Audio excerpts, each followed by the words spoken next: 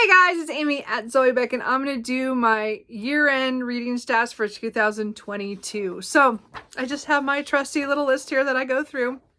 I haven't done many stats videos this last year. I did one at the mid-year point, and then I put all my stuff for my spreadsheets into this one. So we're just going to kind of run through it. I know I don't have any cool graphics or anything like that. I'm hoping this year to learn how to do some of those. I know I said that last year too, but this year I think I'm in a better spot to actually do that. So we will do that hopefully coming forward. But right now we're just going to go through some of the stats. I just love getting all my numbers together and worked on that. So I'm just going to kind of go through this. So we're just going to kind of read through these and talk about them. So let's start with the beginning. Is how many books did I finish in 2022? I read 224 books. So if you, that's a really impressive number for me. But really only 151 of those books was new to me. So I had a lot of rereads this year. I just made a decision to let myself do it due to things that changed in my job and work stuff. So I had a lot of rereads. And since I was focusing on series, a lot of these are series books. So, but of the 224 books, 137 of them were physically read. So 61.2% of my reading was done physically. It is the way I like to read the most is physically.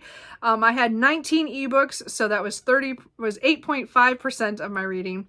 And then 68 of them were 30% of my reading was by audio. And that's a huge jump due to the fact things that happened at work. And a lot of my rereads were by audio this year.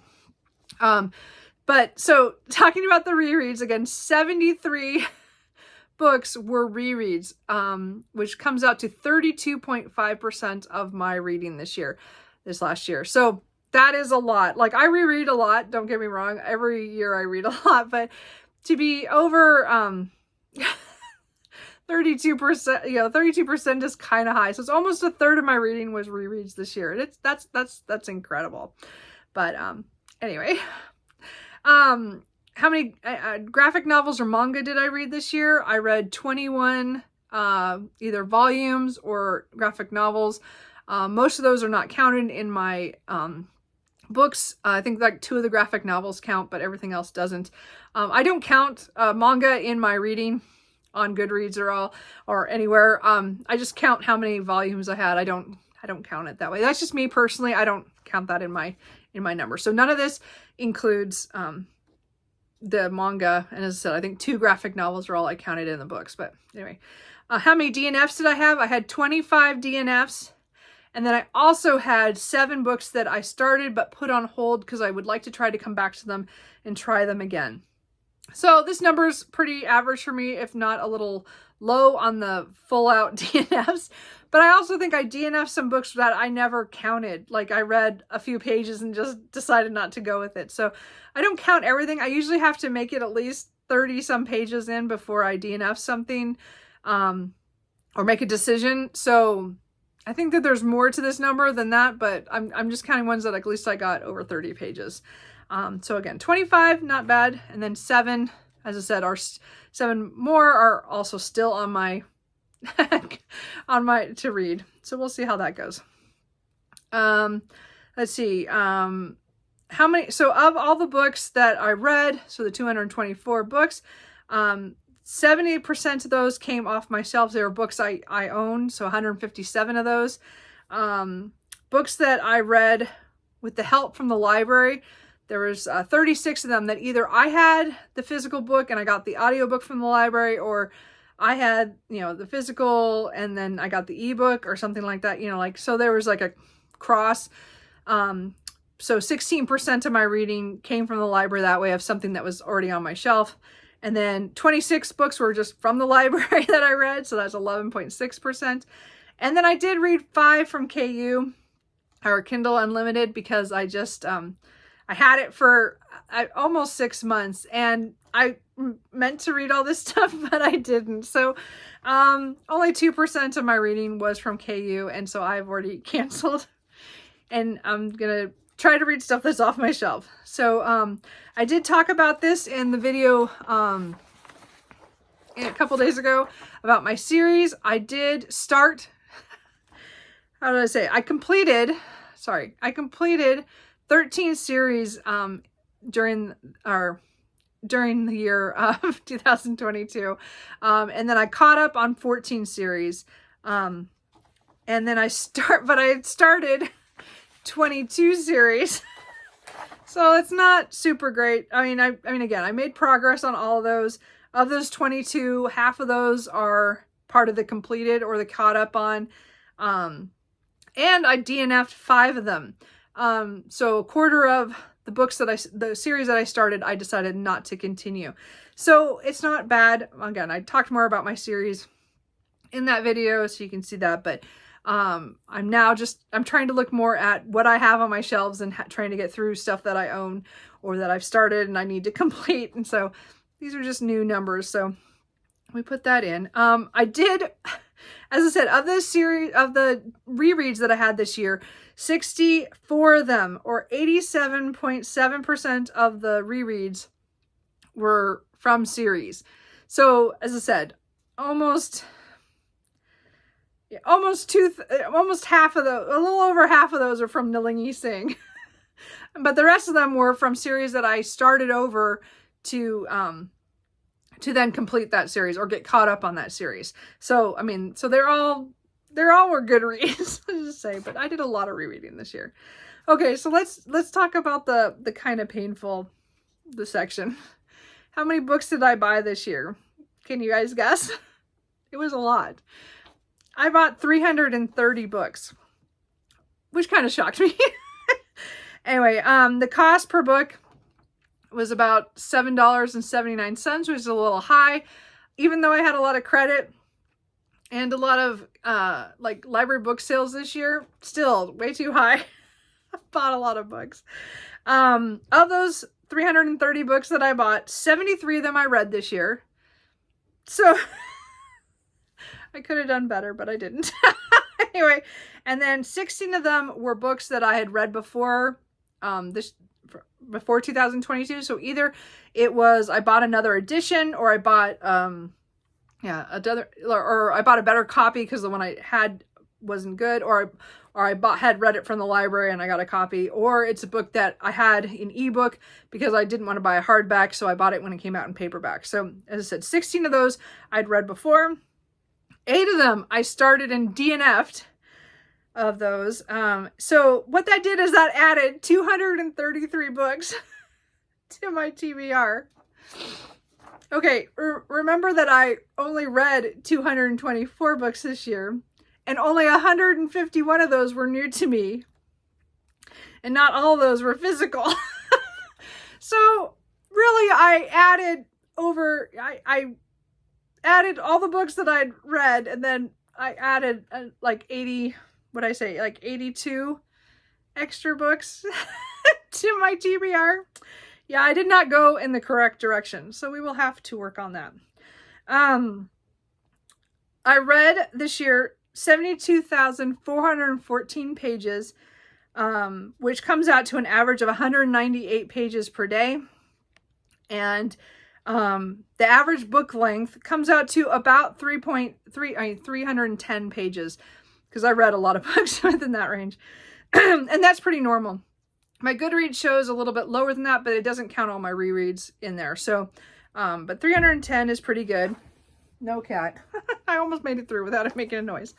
But I also had added, within that 72,000 words, 208, all right, 1,000, sorry, I can't talk.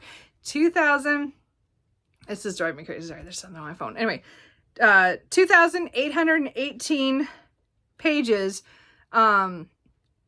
were from those books that I DNF'd. So when I divided that, it came out to 88 pages per book when I DNF'd the book. So that's a lot higher than normal. A lot of times it's usually around 45 or 50. But this year, there was a couple books I got over 100 pages, almost to 200 pages before I finally DNF'd the book. So my DNF, how many pages per DNF is higher, but again, those numbers are it just shows that I'm giving books a chance sometimes, but then there are a lot of books missing from here that, again, I only read like a couple pages and decided to DNF. So, you know, that kind of thing. Sorry, I need a drink. Okay, so then talking about authors, 82% or 184 books were written by females that I read. Again, you have to understand about 40 of those were Nalini Singh. 25 books were from males, 11.2%. And then my kind of catch-all for multiple gendered authors or trans or non-binary was 15 books for 6.7%, which a lot of those were Alona Andrews for the writing duo. So I probably need to work a little bit more on that. I mean, I just read a lot of females because a lot of the series that I focused on were from female writers. So that's kind of how that worked. The statistic that hurts me the most in here is I only read 5 translated books this year. And I cannot believe that that is true, but I went back and that's it. That hurt me quite a bit. So that's definitely something I'm going to look into doing in the new year. That's only 2.2% of my reading, and it used to be up to 10 to 15% on my reading. So I'm really upset about this. So I'm definitely going to try to read more translated works in 2023. Okay, so of the 151 new to me books, 150 of them I rated. One of them I did not rate because it was a poetry, little black classic book by with Emily Bronte's poetry in it, and so I did not rate that. But of the star ratings for those for the 150 new books to me, 19 of them were 5-star reads, which was 12.7%, which is a little lower than some other years. But my 4-star reads is 95 of those books that I read, the new to me. So that was 63.3%, which is very typical of me with series books. 4-star is, for me, is definitely rereadable, and that I really enjoyed the ride. Like, that's just, so that I have so many 4 stars is not a surprise. I really liked a lot of the reading I did this year. They're just, not all of them were like 5 stars. I did have 32 3 stars. So it's 21.3% is a 3-star read, which are ones I didn't enjoy as much and probably will not reread. Which is kind of sad, but it's, you know, I don't think that's a too low of number. I only had 4 that I classified as 2 stars. So that was like 2.7%. So not too bad. Everything else I DNF'd or, you know, didn't finish. So the ones I thought were going to be 1 stars or 2 stars, most of them I DNF'd before I even got very far. So I'm kind of glad I did that. And then, you know, I didn't have to deal with those. So really, you know, it was a good solid reading year. I mean, 4 stars is pretty my normal you know, as long as I enjoy the book and, would reread it again. It's a 4. So it makes sense why it's so high on series that I've really enjoyed. My top 5 genres, it doesn't surprise me that paranormal romance is the highest at 59 for 26.3%, and urban fantasy is at 49 books with 21.8%. So they're really close. I think there's some books that could fluctuate back and forth over that kind of imaginary line between urban fantasy and paranormal romance. But it doesn't surprise me that I have so many of these books since I reread all the Nalini Singh books, and Shelley Lawrenston is huge in the paranormal romance ones too. So and urban fantasy. So I had multiple books from both of their series on that. So it makes sense why, you know, what is that? 48% of my reading is urban fantasy or paranormal romance. That doesn't surprise me at all this year, the way my reading went. 29 books, or 12.9% of my reading was fantasy books, and that again crossed everything else other than urban fantasy. I just kind of combined all those. Romance, which is historical or fantasy or modern or, you know, something to, with those, I read 21 books, which most of those were Katie Robert books, for 9.3%. And then the bottom is nonfiction. Again, another place I want to make more progress in, but for memoirs, history, nature, self-help, all those are combined. I read 19 books for 8.5%, which is really low for me for nonfiction as well. This year was just not a translated books or nonfiction year, so I'm definitely going to work on those. So the only thing I want to show you in my book journal is to show my out of control book buying. So I have 4 months that went above this, which is over 29 books. I bought too many books this year. This just shows you too many books. And then just to kind of offset that, just to show you what the year before was like, I have one that's almost to 30, but the rest, and well, 2 of them are almost to 30. And then one that's kind of close, but then the rest of them are all kind of low. What? Insane. Anyway, so I will be working on that. And I just wanted to show you that. That was the only graph kind of thing I had. Anyway, so those are my stats. The sun is coming in all of a sudden. I guess I should stop. So anyway, if there are any other stats you think I should be keeping for the next year, again, I'll be doing I do a lot of spreadsheet stuff. I don't know if you guys want to see any of the spreadsheets that I do. Mine are not fancy like the other ones that are put out for other people to borrow. Mine are just ones I've made over the years. And again, I want to make sure, I'm going to try to learn to do graphs this year. We'll see what happens. But if you guys want to see that, let me know. Anyway, I hope you guys had a great reading year for 2022. I think mine was very solid and I did enjoy it. It did a couple eye-opening things in my stats, which is why I do them. And I'm looking forward to 2023 reading. So let me know how your stats came out, and I will talk to you guys later. Bye.